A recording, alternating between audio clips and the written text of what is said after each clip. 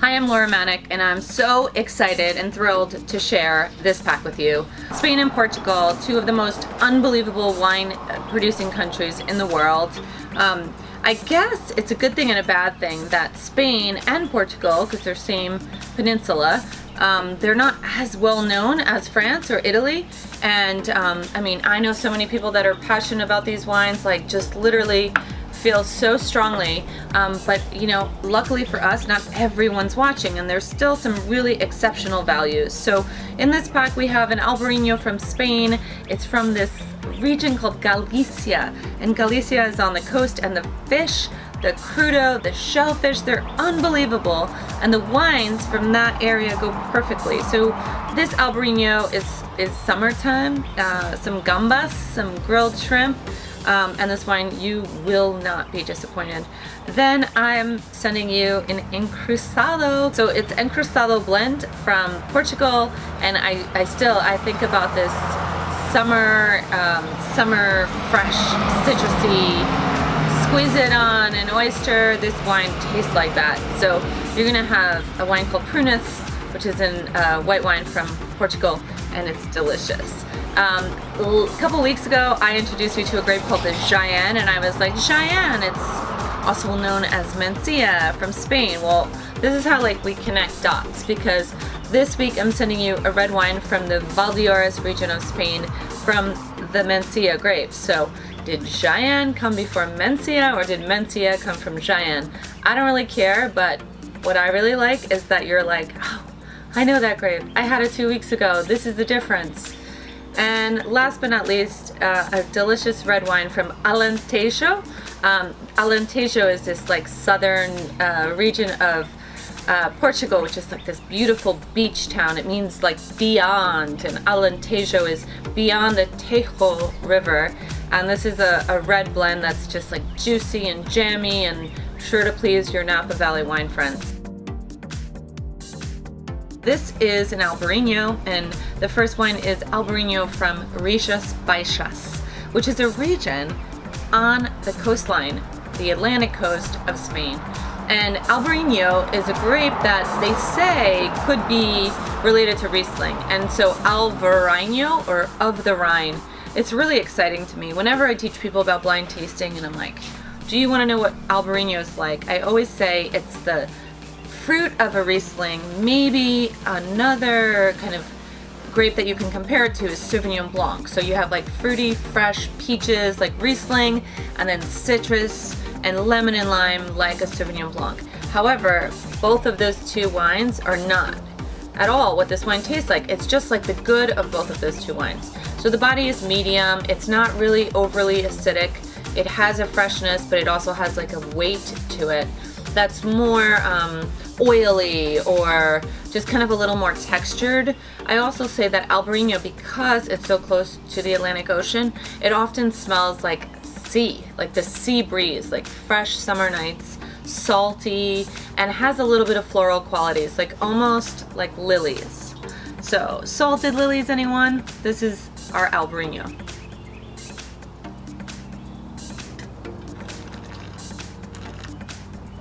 It's delicious. It just like finishes like shucking an oyster. Our second wine in the pack is a wine which is from the DAO.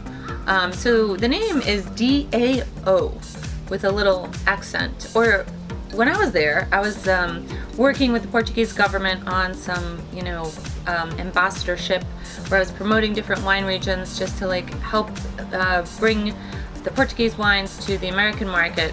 And when I was in this region, they said it's down, like you're going down. Anyway, who knows? Down. This is the region, and the grape is a grape that's called Encruzado. And when you're in Portugal, you will have tons of Encruzado in this area. So this wine has a little bit of spritz quality to it. So like when I poured it, I saw like these little teeny fine bubbles, and it almost looked like a sparkling wine. it didn't keep going, or it wasn't persistent in the bubbles, but it was just like the teeniest bit of effervescence, or spritzig, or frizzante. There's so many names for it depending on the country, but the gist is it's not a bad thing. That little bit of bubbles is almost like really refreshing and wakes your palate up. However, I did want to say that if you see those bubbles in a red wine, it's not a good thing. Most red wine should be still without bubbles. With that said, this is encruzado, and there's a little bit of another grape called Malvasia and Bisal. Anyway, a lot of these wines, when you see and you haven't heard of them, they're going to be indigenous or local grapes, and this wine has like the perfect richness, especially if you have these two wines, the Spanish and the Portuguese, in the same night. This is definitely a step up. Encruzado can be like Chardonnay in some ways, that it's like yellow apple and like Meyer lemon, has a little bit more texture, and this wine is creamy even though it doesn't have an oak finish.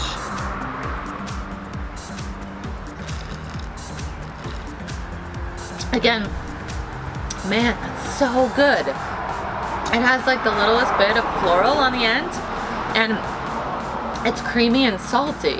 It's like, you know the difference between like an East Coast oyster and a West Coast oyster? There's always like those delicious Kumamoto oysters where they like manage to be both creamy and salty and rich at the same time. I have to go get some oysters. Our third wine is a delicious red wine from the Valley of Gold. The region is called Valdeorras, and Valdeorras is in Spain. And it's this amazing region which is like on the banks of the Sil River, and this area used to be mined for gold. And before it was, well, I should say after the Romans mined it for gold, they started planting vines and growing grapes there. And I think one of the best things about wine is the history, and just like learning a little bit and being able to travel to a new region and then like maybe speak a little bit about what the grapes are, what the region is, and really engage and immerse yourself in the history of these wines. So as I mentioned, the grape here is wine, in this wine rather, is a grape called Mencia. And Mencia is also known as Jayan. And I had sent you a wine from Portugal from the Jayan grape a few packs back. If you haven't got, if you didn't get it, if you weren't a member yet, you're more than welcome to email customer service and ask them if we still have the Summer Lovin' Beach Pack, because it had the same grape and it's really fun. But if you do have it, I highly recommend you get out that bottle of Pernest Red and you try it amongst the Villanova Mencia. So Mencia, what is it? It's a red grape that is light-bodied. I mean, you can just see from this color, it's super light, almost like the body of Pinot Noir, or if you love Beaujolais, it's very similar to Beaujolais. This is an unoaked red wine. You want to chill it in the summer, keep it like in the fridge, and it's the perfect like red strawberry, granite, little bit of dark like floral quality.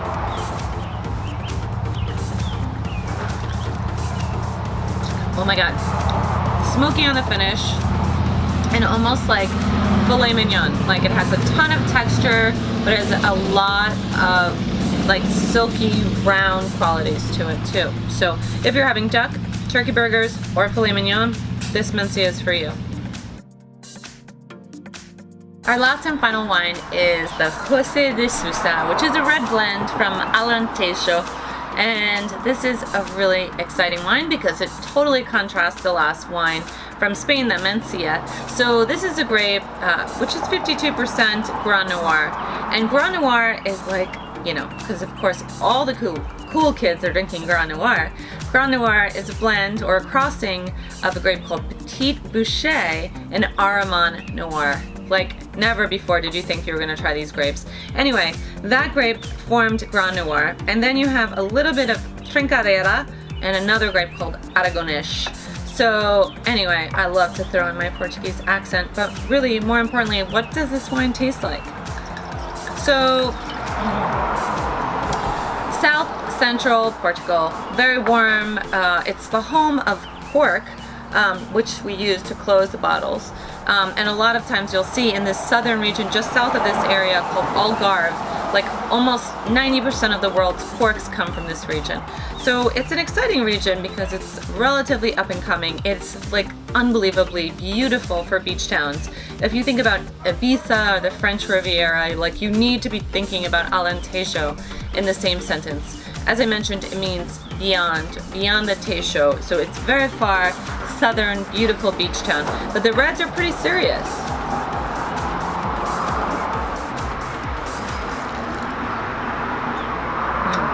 It's like a Napa Cab. Maybe not quite a Napa Cab. Maybe it's more like a Malbec. It's just dark, rich, sulky, intense, but it finishes so smooth. Thanks for joining us for another weekly episode of The Weekly Tasting. I'm Laura Manick, and it's my great pleasure to share my favorite wine regions with you. Spain and Portugal, you know, you need to think about them anytime you're hosting a dinner party. If you're in trouble and you feel like all of a sudden I need to serve 40, 50 people and I don't want to spend a lot of money, I think you really need to think about Spain and Portugal as those go-to regions for all great value. And not to mention, there's so many grapes that you haven't heard of. So I hope you enjoy these packs, and until next time, cheers.